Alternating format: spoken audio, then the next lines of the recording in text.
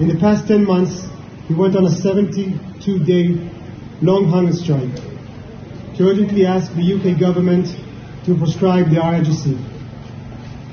Vahid has become a central figure in the movement to free the world of the terrorist activists and suppression by the IRGC. Vahid.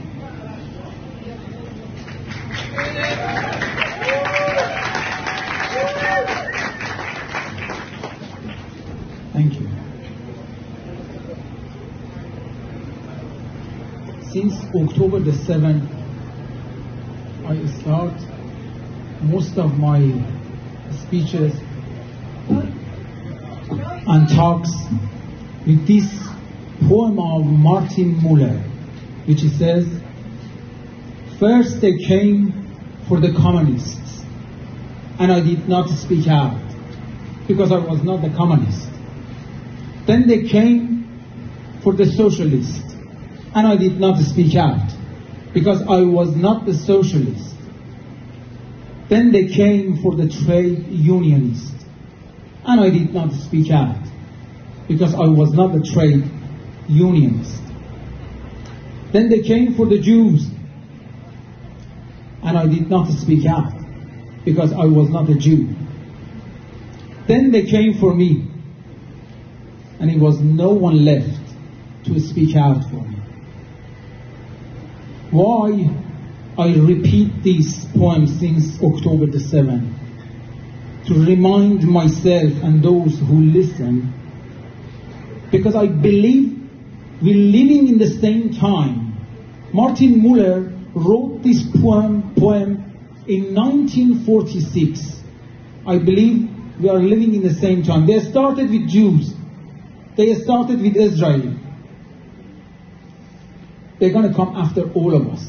That's why I have so much respect for Israelis, for IDF, because of their fight. They are not fighting only for themselves. They are fighting for humanity. October the 7th was the turning point, believe it or not. It defined the line between darkness and light. You cannot sit on the fence since then anymore. You are on this side, defending humanity, or you are on other side. Even if you are silenced, that means to me and many people, you are defending terrorists. You are defending savages. You are defending bunch of rapists. Yes. Today, we are gathering here to remind international institutes to do their jobs. Do your job. Do your job. Do your job. Do your job. Do your job. Look at UN Women committees.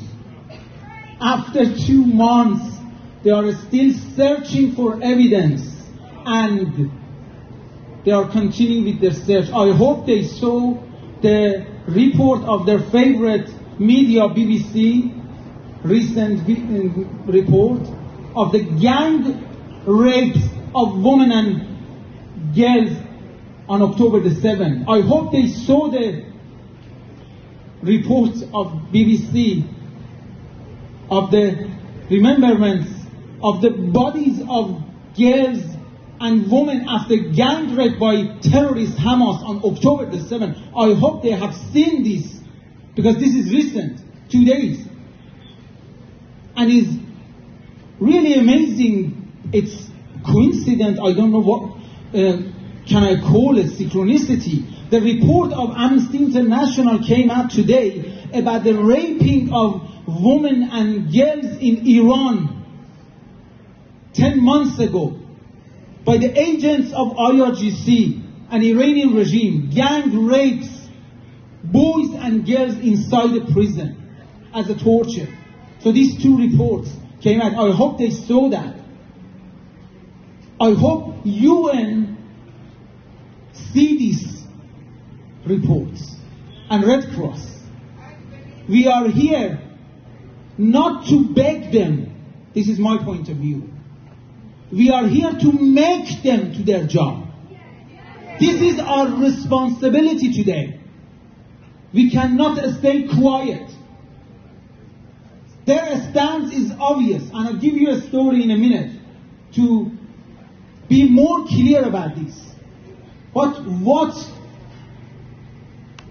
is our responsibility and duty at this crucial moment? This is a very crucial moment. Lots of confusion, lots of misinformation, lots of division, lots of lies, propaganda. We are in a very complicated PR war. Remember this. And most important, lots of inaction and double standards of these international institutes. So we cannot stay quiet. We are here to make them to do their job.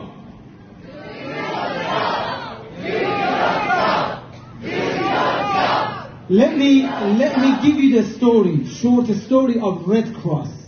This is very important for you to know. Very important.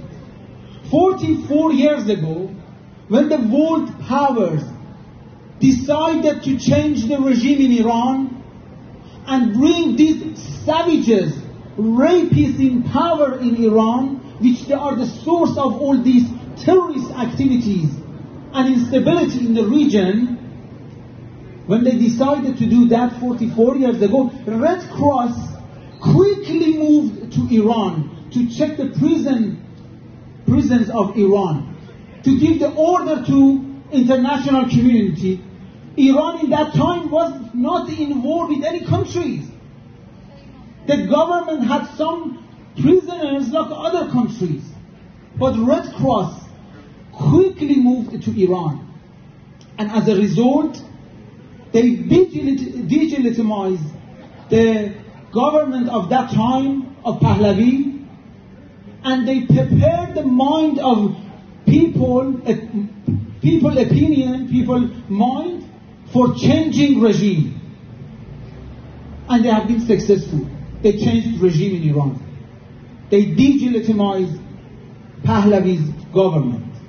Today, Red Cross, by not requesting and demanding the immediate and unconditional release of hostages, give legitimacy to these savages, give legitimacy to these terrorists.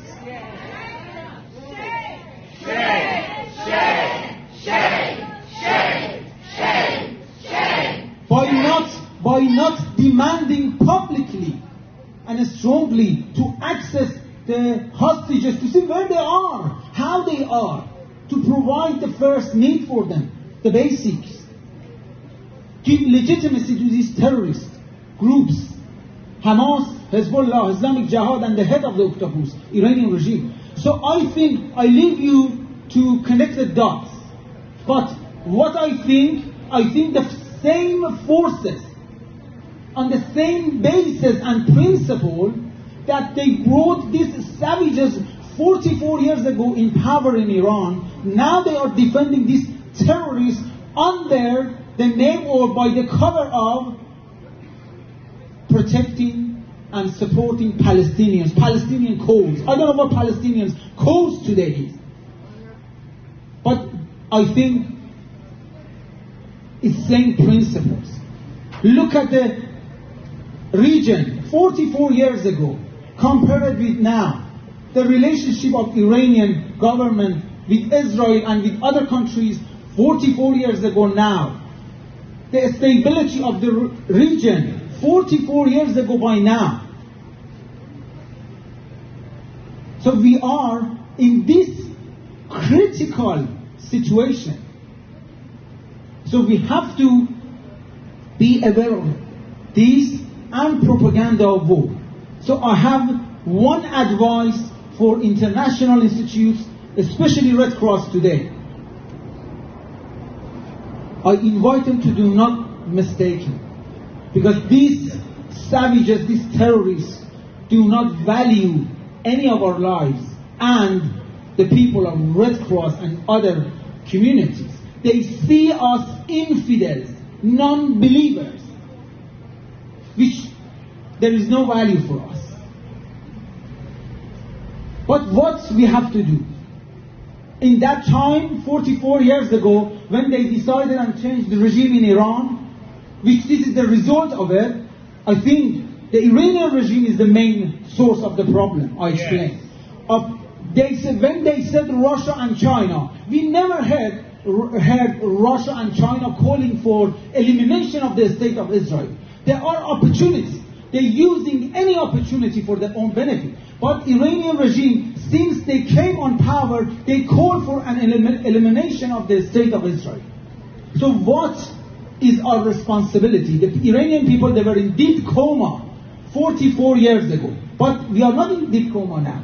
We are united. Especially the people of Iran and the people of Israel are the most two closest nations together. We share lots of interests. We have a great history. 2,600 years ago, Prophet Cyrus the Great freed the children of Israel and gave them opportunity to rebuild their temple. I'm talking about the Prophet Solomon temple.